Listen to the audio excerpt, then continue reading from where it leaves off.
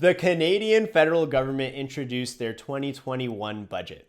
What does this mean for you? How will this affect housing in the GTA? My name is Paim Rustayan. I will break it down in today's video. Let's get into it.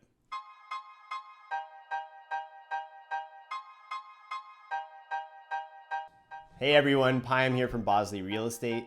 Welcome to my channel where we break down relevant real estate news to you in the GTA. Last week, the federal government released their budget. In this video today, we will break down what it means for you and what it means for the real estate market as a whole in Toronto and the GTA. Spoiler alert, it's not much. Though that said, the government did implement a number of policies that are related to housing, so we will break those down in this video, starting with the 1% vacancy tax for owned home by foreign investors. This is a step in the right direction to give the government credit here. But the reality is most homes and most of the demand that we are seeing in today's real estate market is driven by end users. And I believe one of the reasons for that is around the same period of time, almost virtually everyone in the GTA has had a significant change in their lifestyle and is making a move around the same time, which is why we're seeing such high demand for housing in the GTA in the short term. If you are a foreign investor who owns property here in Toronto, I don't think it'll move the needle too much in implementing a 1% vacancy tax. The reason why is because now when you factor in Toronto and Vancouver and other metropolitan areas in Canada's very hot housing markets, where you're seeing increases of the double digits, having a 1% vacancy tax also won't really move the needle. On top of that, most foreign investors usually have some kind of workaround to a policy like this. Either they're dual citizens, maybe it's owned by a certain family member who might be Canadian, things like that. It is a good step in the right direction to at least free up some housing supply. At the same time, I don't think it's significant enough to even increase the supply of units that would be available for rent, which is what policy like this would essentially be designed to do. That said, I don't know how much tax revenue the government is expecting to collect as a result of this policy change as well. Overall, it is technically a step in the right direction, even though I don't think it'll have any significant impact in Toronto real estate in the short term at least. Moving on to the next policy change, the $40,000 interest-free loan that is available to homeowners who are looking to retrofit their homes. Now, the government allocated about $4.4 billion to this policy change, and the loan would be through CMHC. The goal here is for homeowners to retrofit their homes to be more energy efficient and reduce their carbon footprint. A bit of a hot take that I have on this is the Bank of Canada has raised concerns over the growing amount of household debt that Canadians are realizing in recent times. So implementing policy like this would essentially raise that household debt, even though it is an interest-free loan.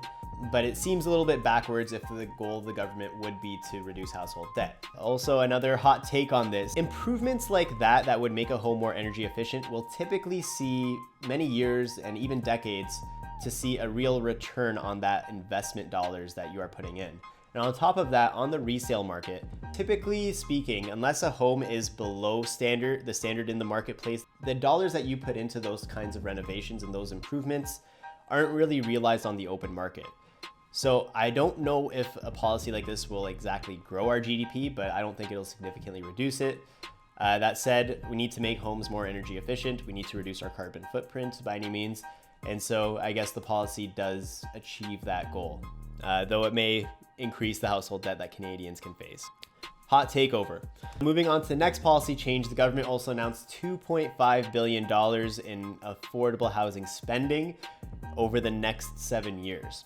And while I do believe this is a great policy, I don't think it will significantly increase supply, and especially in the short term, it won't really move the needle in today's real estate market. So it would be business as usual with all three of these policies taken into account. There's really nothing in this budget that would suggest real estate market activity would slow down, and I anticipate it's business as usual in the short term. The thing with policy like this is housing is maybe one of the most difficult areas to draft and implement effective policy towards, simply because it's a bit of a catch-22. If house prices are rising rapidly and you want to cool that demand, you essentially make it harder for people to enter into the housing market. And on the other hand, if you make it easier for people to enter into the housing market by making it more affordable, but through your policy, you're essentially raising the demand for housing, which will then increase the prices, which will then further make it unaffordable. So it is very difficult to draft effective policy around housing. Now, while there are policy changes that do not directly affect the real estate market in Toronto, there may be policy that indirectly affects the market. The deficit from 2020 was also announced with this budget since the government skipped their 2020 budget. We're learning the numbers now. In 2020, we saw a deficit of about $354 billion. And in 2021, we will also see a deficit of about $154 billion. Given that it is a pandemic, the government is still spending a lot of money. With that, we will very likely see inflation rise down the road. In the short term, it's still business as usual. Not much in this budget really affected Toronto's housing market significantly. We did cover that on my Instagram page. If you are not yet familiar but are still interested in receiving relevant Toronto real estate updates, give me a follow on Instagram. The link is in the description down below.